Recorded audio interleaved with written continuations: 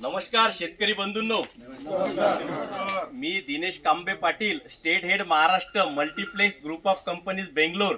शेतकरी मित्रांनो, आज आम्ही आलेला आहे आमचे भगवान नत्तूजी पाटील, राहणार माळपिंपरी, तालुका जामनेर, जिल्हा जळगाव. शेतकरी बंधूंनो, या ठिकाणी आमच्या पाटील साहेबांनी आमचे जे इथले टेराटरी मॅनेजर आहेत योगेश पाटील यांनी सांगितल्याप्रमाणे संपूर्ण ट्रीटमेंट या केळी बागेसाठी केलेली आहे. याला कुठल्याही प्रकारचा आवाजवी खर्च न करता फक्त न्यूट्रिशन मॅनेजमेंट व्यवस्थित केलेला आहे. या ठिकाणी भरपूर शेतकरी आलेले आहेत. पाऊस जास्त झाल्यामुळे बरेच शेतकरी प्लॉटच्या बाहेर सुद्धा आहेत.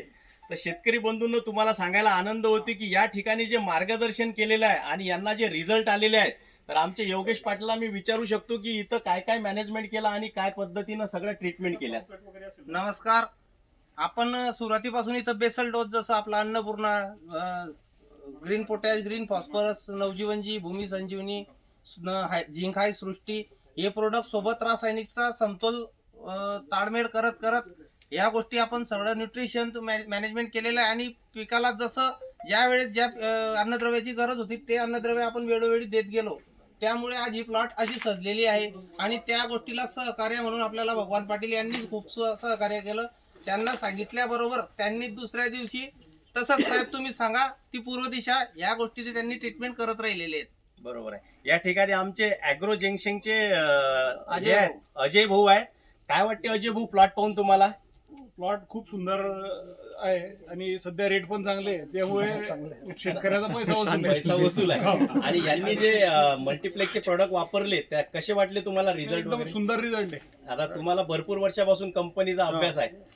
आणि पाटील साहेब, तुम्हाला काय वाटते, कशी वाटला आपला बगीचा? नमस्कार, माझे नाव भगवान नत्तू पाटील. मी माळपिंपरी गावचा शेतकरी म्हणून आम्ही या प्लॉटवर मी मल्टीप्लस कंपनीच्या माध्यमातून मशागत केलेली पूर्ण या बागेची.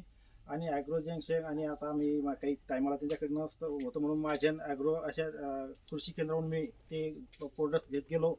आणि साहेबांनी जे मला मार्गदर्शन केलं त्या पद्धतीने मी ते मशागत माझ्या बागेची केलेली आहे.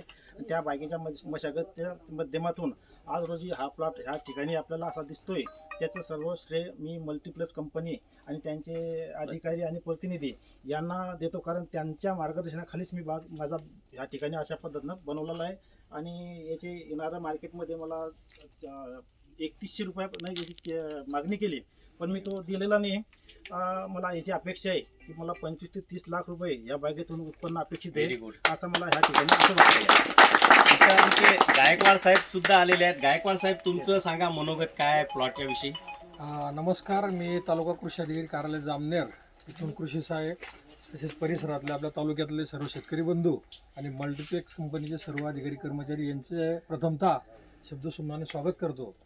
आणि सरांचा ना आमचा परिचय गेल्या 1 महिन्यापूर्वी दिला. मी एक केळीची शेतीशाळा घेतली, तिथं आलेला होता. त्यांचा मला परवाच फोन आला की आपण असा कार्यक्रम आयोजित केलेला आहे.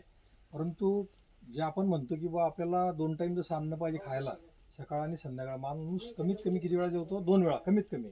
नंतर आपल्या गरजेनुसार आपण 3 वेळा पण जेवू शकतो. त्या पद्धतीनं जर पिकांचं नियोजन केलं, खताचा समतोल राखला, अन्नद्रव्यांचं जर समतोल राखला, जसं भाजीत मीठ पाहिजे, मिठाशिवाय आपली भाजीच होऊ शकत नाही, इतर आयटम कमी जास्त झालं, तसं हे आपण भाजी आणि पोळी न खाता त्याच्यासोबत आपल्याला मीठ, लोणचं, पापड जर सतत प्रकार आहे, त्याच्यातला हा अन्नद्रव्य, सूक्ष्म अन्नद्रव्य जे म्हणतो आपण, सरांनी सांगितल्याप्रमाणे सुप्त अवस्थेत पडलेले जे जीवाणू आहे जमिनीत भरपूर आहे. या जमिनीत कडू पण उगतं, गोड पण उगतं, काळा म्हणजे जी पाहिजे ती चव ही जमीन देऊ शकते. फक्त याला मार्गदर्शन आणि शेतकऱ्याची मानसिकता जर असली तर आपला बाग असो किंवा फळबाग असो किंवा इतर कापूस पीक असो, या पिकात आपण अधिकाधिक उत्पन्न घेऊ शकतो. आणि मल्टीप्लेक्सचे बरेचसे प्रोडक्ट आहेत, यांनी डेमो म्हणून दिलेले होते सरांनी, ते पण आम्ही म्हणजे वापरलंय. आणि ते वापरल्यानंतर त्याचे रिझल्ट खूप सुंदर आहे. आपण ट्रायल बेसवर करताना काय करतो, मला कंपनीचा प्रचार करायचा नाही किंवा मला कंपनीच्या प्रचाराच्या प्रोडक्ट मी करू शकत नाही, परंतु जे सत्य आहे ते सत्य सांगायला काही हरकत नाही. आणि प्रायोगिक तत्वावर आपण 5 एकर, 6 एकर, 10 एकर न करता 1 एकर, 2 एकर किंवा एखाद्या वालावर जर आपण ट्रीटमेंट केली तर आपल्याला त्याचे अधिकाधिक फायदे दिसून येतील. आणि मल्टीप्लेक्सचं खरोखर असा बगीचा मी येताच म्हटलं की याच्यात 2-3 ट्रॉली निघाल्याशिवाय राहत नाही. मी पाऊलच टाकलं. माझी इच्छाच नव्हती बागात यायची, कारण की पाऊस पडलेला होता. मी तिथं थांबलो, कोणी जोडीदार पण नव्हता, पण तो आलो आणि इथं आल्यावर समजलं की भगवान भाऊ हे भगवान भाऊ जुने जोडीदार आहे. यांनी ना कार्यक्रम इथं ग्रामपंचायतच्या आपल्या मंदिरावर ओट्यावर घेतलेला होता. पण असा की बुवा यांच्याच शेतात जायचं असं मला माहित नव्हतं.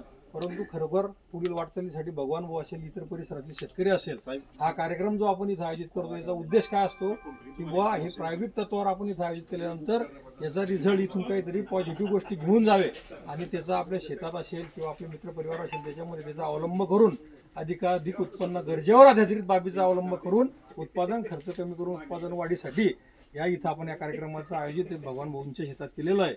बाकीची चर्चासत्र आपण आपल्या तिथं कार्यक्रमाच्या स्थळी होईलच. मला बोलण्याची संधी दिली त्याबद्दल मी सर्वांचे आभार मानतो आणि थांबतो. धन्यवाद गायकवाड साहेब.